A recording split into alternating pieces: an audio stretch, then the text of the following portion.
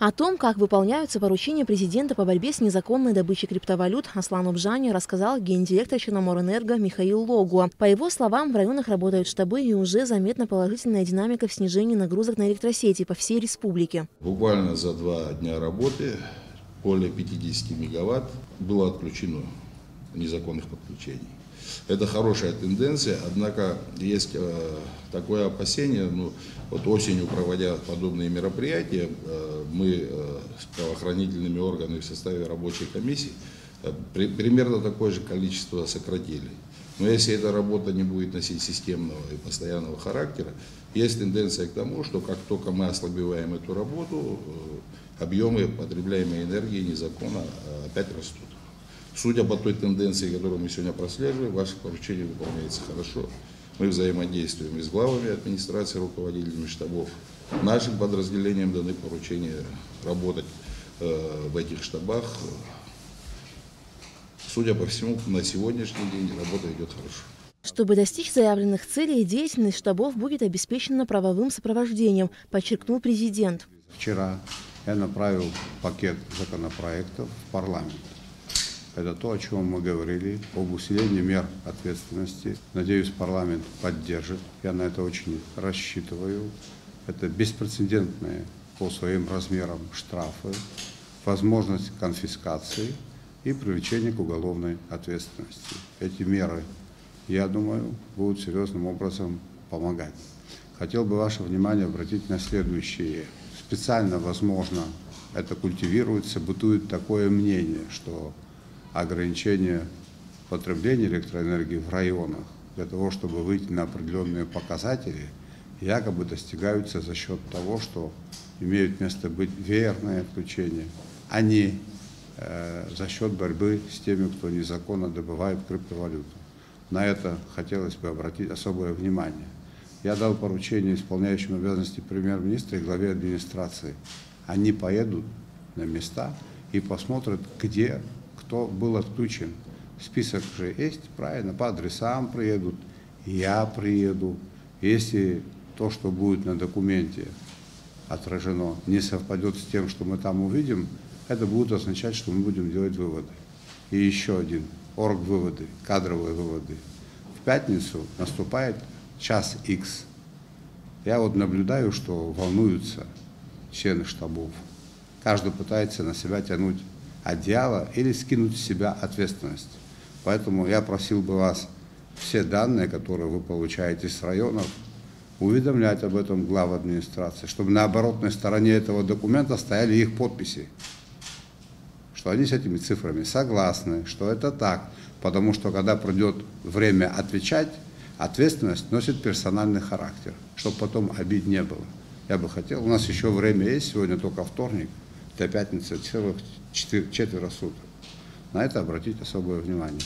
Аслан Бжане посетил оперативно-диспетчерскую службу Черноморэнерго, где специалисты круглосуточно ведут контроль над электрической нагрузкой и ситуацией с напряжением на всех подстанциях страны. На цифровом щите благодаря структурной схеме можно наблюдать за работой каждой подстанции. Где у вас можно увидеть, какой объем заходит электроэнергии? По нагрузкам мы видим по мегаваттам. Да, по нагрузкам. Где это видно? Вот сейчас вот по передок мы видим потоком. И в другой таблице, Где это видно? Вот. Заходит 616 ампер. Напряжение 216 киловольт. Здесь у нас заходит 228 ампер, 116 киловольт напряжение. Это все от России, что приходит. И, естественно, есть еще со стороны по вот этим двум воздушным линиям, через Ингургэс, заходит нагрузка, и вот мы видим 39 ампер, это по 220. И Шишелете-1, видим, вот на чем черне. Это то, что к нам поступает по линии Кавказёника? Да, так точно. По линии Кавказёника, вот этим двум линиям, потом распределяется линия Чебара, Шишелете-1, Шишелете-2. По этим линиям мы видим нагрузки. Какова мощность напряжения, которая поступает по линии, ее нагрузка и количество распределяемой электроэнергии на соседние подстанции. Все это можно отследить по диспетчерскому счету. Кроме того, оперативно-диспетчерская служба ведет отчеты почасовых нагрузок напряжения на подстанциях, чтобы правильно и оперативно реагировать на аварии. Сверхнормативного сейчас нету. Сейчас у нас в связи с работой, проведенными вот эти 3 дня, нагрузки оптимизировались. И они соответствуют номиналу. Везде по всем станциям? Сейчас да.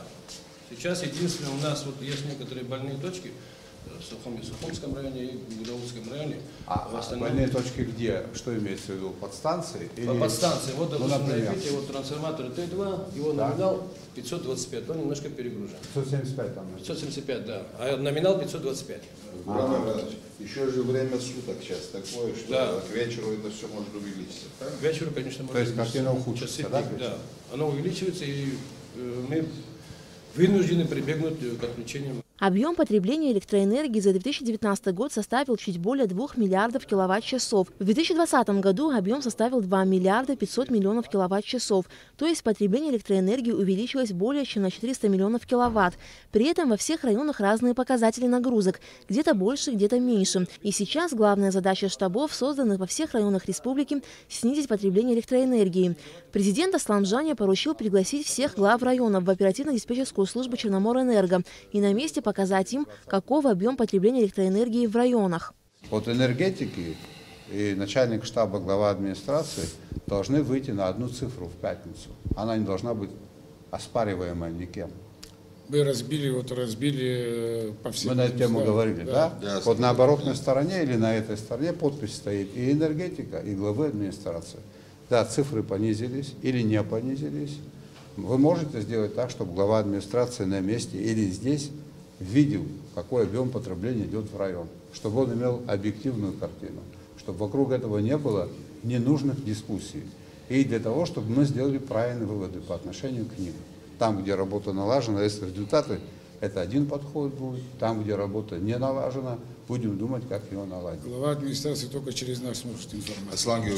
Вот тогда вы так и должны, Михаил Владимирович, сделать так, чтобы главы администрации были проинформированы. Им показать, каким образом эта цифра складывается, с тем, чтобы они имели такую же информацию, как вы. Чтобы эти цифры ими или кем-то еще не оспаривались. Руководители наших подразделений на местах по вашему поручению также участвуют в работе штабов. Прямо сегодня через них будет доведена вот эта информация, да, Дмитрий Александрович. И главы администрации, как руководители штабов, мы с ними сверяться в постоянном режиме. По этим данным. То есть технически это возможно сделать. Вокруг этих цифр споров не будет. Так, я правильно понимаю? Нет, споры как могут быть, когда это здесь налицо? Ну, знаете, разное бывает. У нас люди любят поспорить. Особенно те, кто мало в чем-то разбирается. Ну, есть такое. Нет, здесь самые достоверные это не тот случай, когда такая составляющая должна быть. Сейчас у нас серьезная задача стоит, и надо объективно понять, что происходит, для того, чтобы определить меру ответственности руководителей, для того, чтобы подстегнуть руководителей к решению этой проблемы. Ни больше, ни меньше. В пятницу, как сказал президент, в администрации главы государства будут подведены итоги работы первой недели штабов по борьбе с незаконной добычей криптовалют. Алика Трапша, Алексея Гухава, Абхазское телевидение.